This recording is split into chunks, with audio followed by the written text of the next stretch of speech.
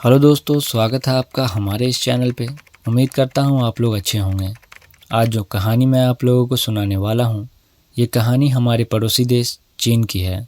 ये कहानी एक ऐसे बस सफ़र की है जिससे कई सारे रहस्य जुड़े हुए हैं। कहानी शुरू होती है चीन की राजधानी बीजिंग से कुछ किलोमीटर दूर युआन मिंग युआंग बस टर्मिनल है। 14 नवंबर 1995 की देर रात एक बस युआन मिंग युआंग बस टर्मिनल से निकलती है।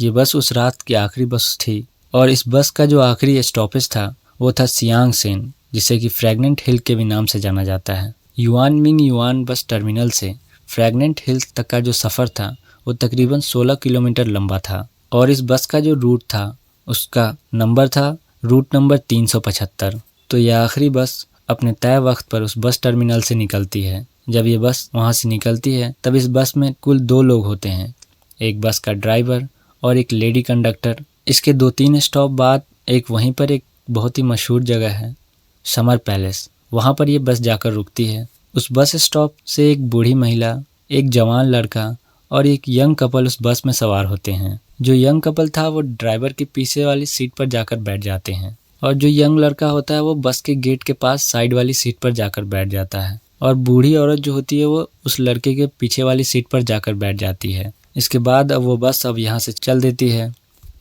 अब इस रूट नंबर 375 की पूरी बस में कुल मिलाकर 6 लोग थे, ड्राइवर और लेडी कंडक्टर को मिलाकर, और ये बस अपने तय रूट के हिसाब से अपनी मंजिल की तरफ बढ़ती है।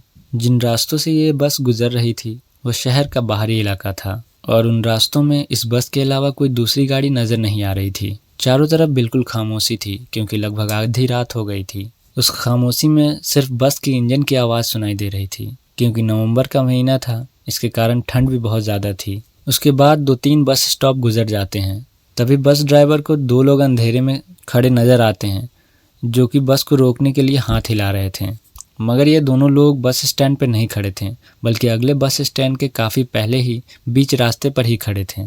तो पहले तो ड्राइवर ने ये फैसला किया कि वो बस को नहीं रोकेगा क्योंकि वो बस स्टैंड पर नहीं खड़े थे, मगर बस की महिला कंडक्टर कहती है कि ये इस रूट की आखिरी बस है, इसके बाद इस रूट से कोई बस नहीं गुजरेगी, इसलिए वो इन लोगों को बस में चढ़ने दे। तो ड्राइवर को भी लगता है कि हाँ, अगर मैंने इस बस को यहाँ नहीं रोकी तो ये लोग बेचारे पूरी रात यहीं रह जाएंगे। तो ड्राइवर उस बस को रोक देता है। उसके बाद बस का दरवाज़ा खुलता है और ये दोनों मुसाफिर बस में चढ़ते हैं। मगर जैसे ही ये दोनों बस में दाखिल हुए तो पता चला कि ये 2 नहीं बल्कि 3 लोग थे। उन दोनों लोगों ने तीसरे शख्स को बीच में ऐसे पकड़ रखा था अपने कंधों का सहारा देकर कि किसी को पता ही नहीं चला कि वो 3 लोग थे।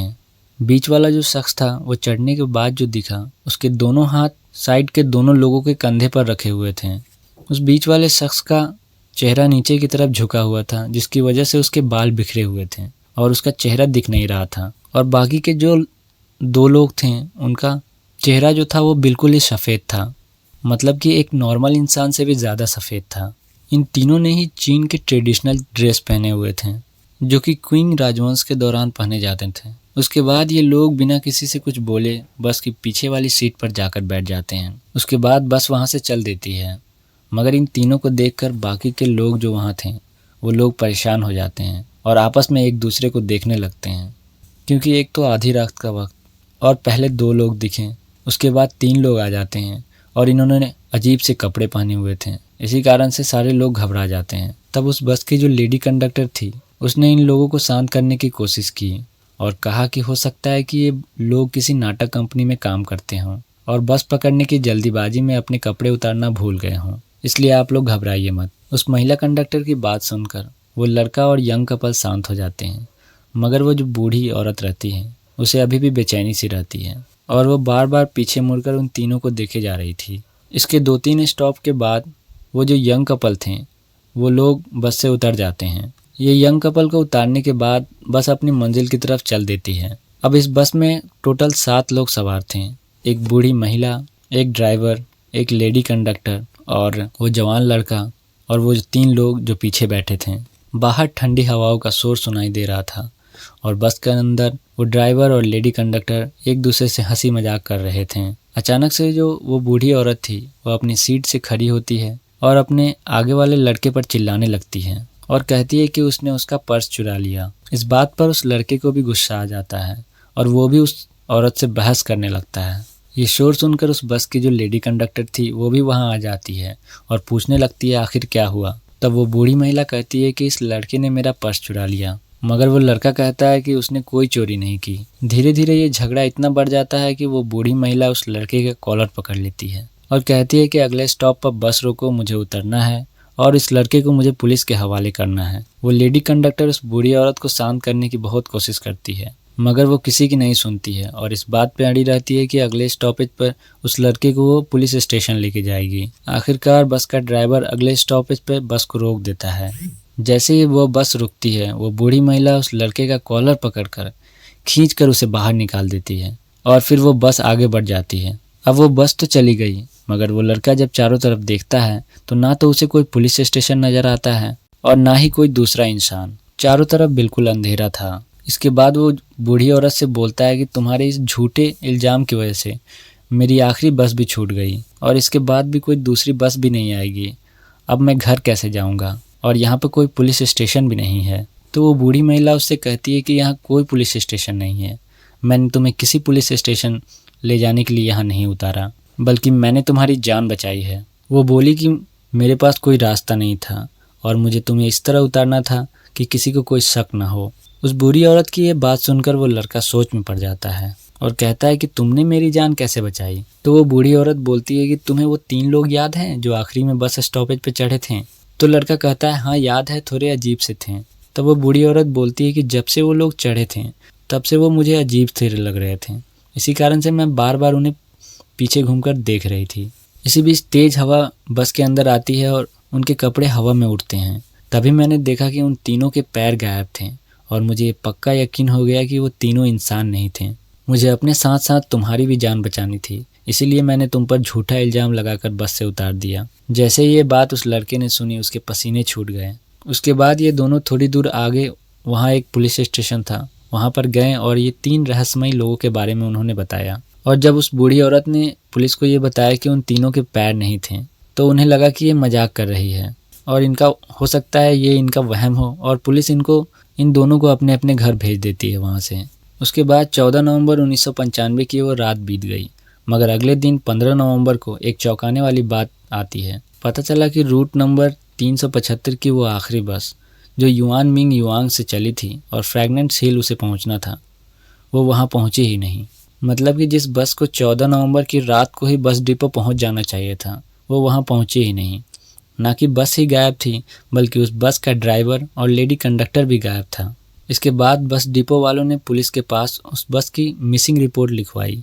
अब जैसे ही पुलिस वालों को पता चला कि रूट नंबर 375 की वो आखिरी बस गायब हो गई है, तब जाकर उन्हें वो बूढ़ी औरत की बात सच लगने लगी। फिर पुलिस उन दोनों को पूछताछ के लिए बुलाती है और वो दोनों फिर से वही कहानी बताते हैं। इस बार पुलिस उनकी बातों को अच्छी तरह से सुनती है, मगर कहीं से ये बात जो होती है वो मीडिया में लीक हो जाती है और देखते ही देखते ये कहानी रूट नंबर 375 से बस गायब होने की पूरे चीन शहर में आग की तरह फैल गई।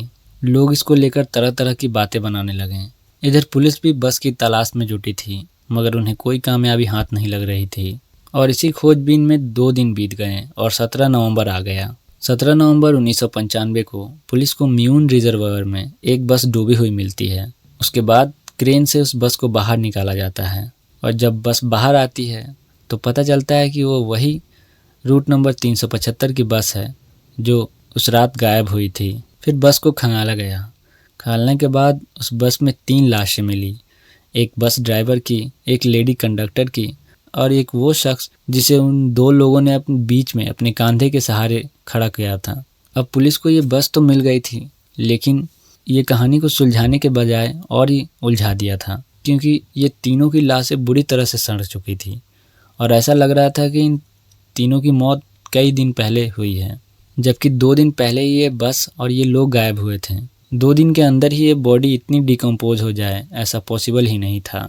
गर्मी अगर बहुत ज़्यादा भी हो तब भी ये लाश इतनी नहीं सड़ सकती। लेकिन खैर उस वक्त तो नवंबर का महीना था और उन दिनों रात के वक्त वहाँ का तापमान तो कभी कभी माइनस में भी चला जाता है। दूसरा कि ये बस जहाँ पानी में डूबी मिली वो जगह फ्रैगनेंट हिल से करीब 100 किलोमीटर दूर थी। जब ये बात बस डिपो में बताई गई तो उन्होंने कहा कि ये पॉसिबल ही नहीं है, ये बस 100 किलोमीटर चली जाए, क्योंकि उस बस के अंदर तेल ही नहीं था। ये बात सुनकर पुलिस वाले और हैरान हो जाते हैं। उसके बाद वो लोग ये चेक करने के लिए कि बस में डीजल है या नहीं, उन्होंने उसका फ्यूल टैंक खोलते हैं।